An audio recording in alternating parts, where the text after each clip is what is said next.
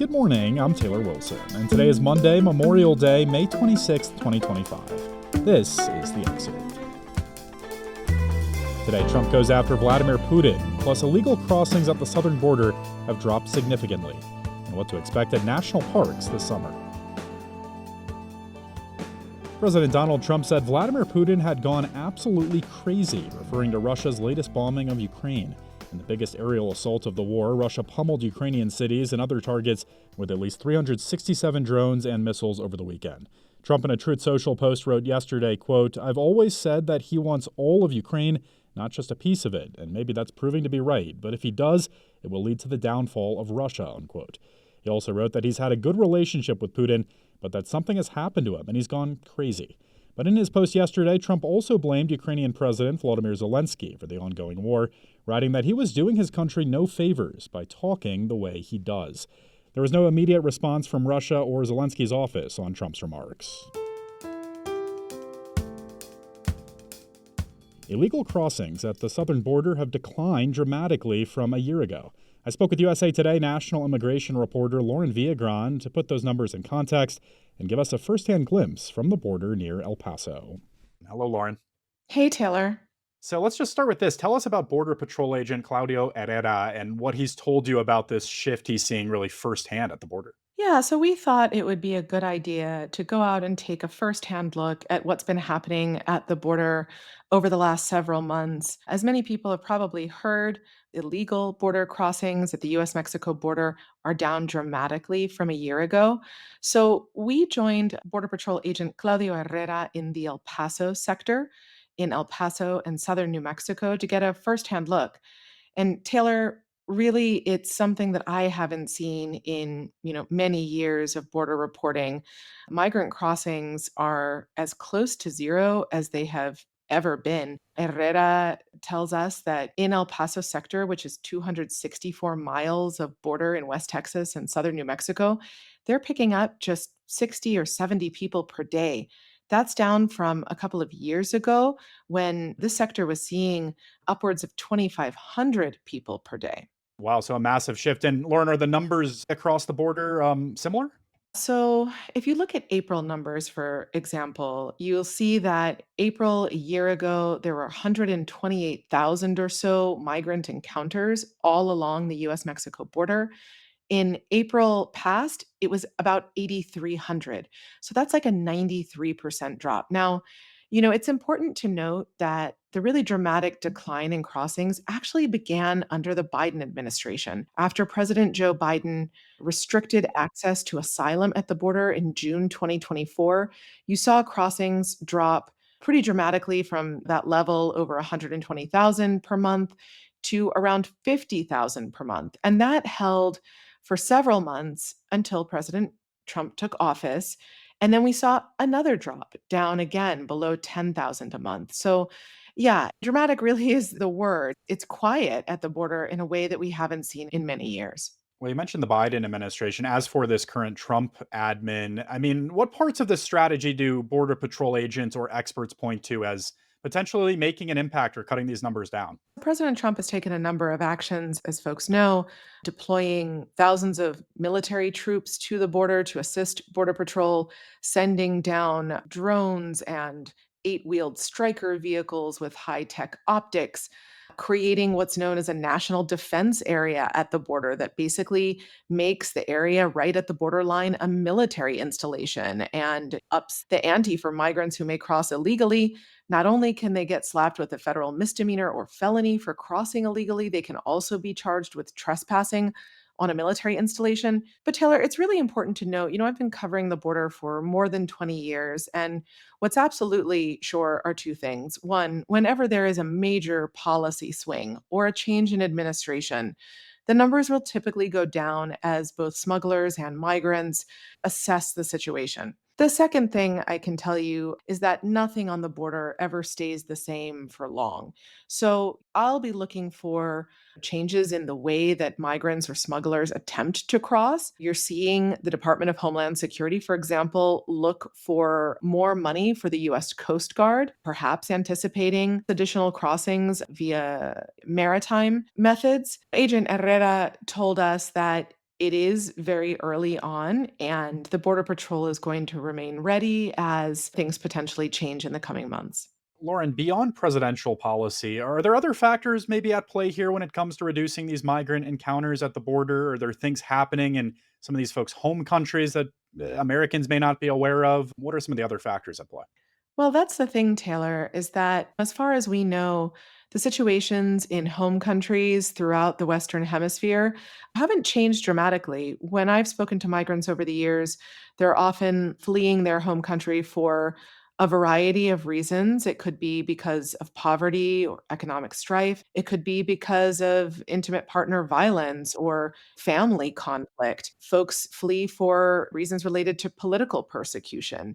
And those things don't necessarily change. The real dramatic shift, though, was when President Biden restricted access to asylum at the border, which was one of the very few ways that migrants, especially migrant families, felt like they could come to the US border in a legal fashion. Also, President Trump ended the CBP-1 application appointments. These were both ways that, whether they qualified or not for asylum, they were ways that migrants could come in a pseudo legal fashion. They could seek asylum and defend their case in an immigration court. All that has changed now. Lauren Viagran covers the border and immigration for USA Today. Thanks as always, Lauren. Thanks, Taylor. Americans mark Memorial Day today, honoring those who died as a result of battle while serving in the U.S. Armed Forces. The first Memorial Day was in 1868 and was originally dedicated to the fallen Union soldiers of the Civil War. The opening of the order that created the holiday established it for the purpose of strewing with flowers or otherwise decorating the graves of comrades who died in defense of their country. Today, we remember those we've lost. For many, this long weekend marks the start to summer, and Americans kicking off summer at national parks and Forest Service trailheads this weekend will find clean restrooms, well-staffed visitor centers, and tidy trails. But longtime public land advocates say it's only a matter of time before campers, hikers, and anglers start seeing cracks as rangers struggle to keep up following widespread layoffs, retirements, and buyouts. When Trump took office, Park Service staffing was already 20% lower than it was in 2010. Even though 2024 was the busiest year for park visitation in history, with 332 million visitors last year. Since taking office, Trump and his administration have fired thousands of Park Service and Forest Service employees, implemented a hiring freeze, and delayed the planned hiring of seasonal workers critical to staffing visitor centers, maintaining trails, and cleaning toilets. At the same time, Interior Department Secretary Doug Burgum has ordered park managers to keep open campgrounds, visitor centers, and toilets. You can read more about what we might expect from the parks this summer with a link in today's show notes. Depending on how online you are, you may have seen this social media trend of grown men wishing their friends good night. I spoke with USA Today national trending reporter Greta Cross for more. Thanks for joining me, Greta. Thanks for having me. All right, so tell us, for folks who haven't seen this viral trend that's taken off on TikTok in particular, maybe folks have seen it in their Instagram reels. I have been cracking up at these videos since I first saw them, Greta. Hey, man. Hey, what's going on? I was just calling to tell you that I'm going to bed. I wanted to let you know. That you're going to bed? Yeah. Well, I appreciate you letting me know that, man. Yeah, they're super fun and cute. So basically, the trend is men are calling their friends on the phone, just a phone call, and telling them good night or sweet dreams. And I think the trend has really taken off because of the responses of the men on the other side that aren't familiar with the trend or aren't realizing that this is kind of like a prank or a spoof. And so there's a lot of different mixed reactions that these men are getting from their friends on the other side of the line. Yeah, and are there any specific videos that really stood out to you or made you laugh? The trend is really about kind of being a prank or a spoof, but there are a few phone calls within videos where friends on the other side of the line are like kind of concerned about their friend. They want to make sure they're okay, they're all right. This is just such like an out of the blue call they're getting. Yeah, there's nothing wrong with telling the homies good night. No, I appreciate you letting me know good night. Is your blood sugar all right, man? So definitely very heartwarming and just a reminder the importance of checking in on your friends. And I think especially for men as well. One of the videos that has gone really viral and had over 65,000 views on TikTok a few days ago, was shared by a TikTok couple known as Shay and Chris. And Christopher Taylor is the husband. He's going through his friends list, calling his friends, telling them good night and sweet dreams, really trying to hold back his laughs here as his friends are kind of taking a moment to pause to respond. I called to tell you, man. I just wanted to tell you good night, bro. What? I was saying good night, bro. But that's kind of, I think, a common thread in most of the videos of just kind of a long pause of silence and then what the heck? What is going on here?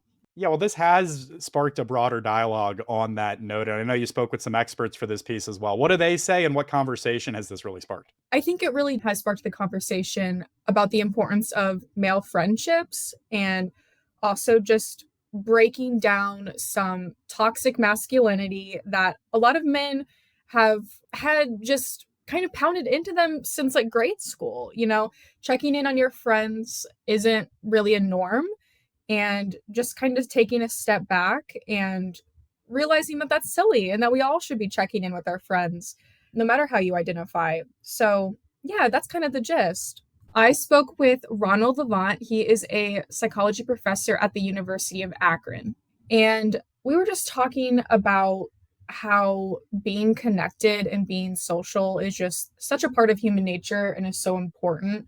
One of the quotes that he gave me that really spoke to me and is in my story is he said, "I do think we give up a lot of comfort and health, actually, and not being more connected with people." There's just a lot of talk in recent years about this epidemic of male loneliness.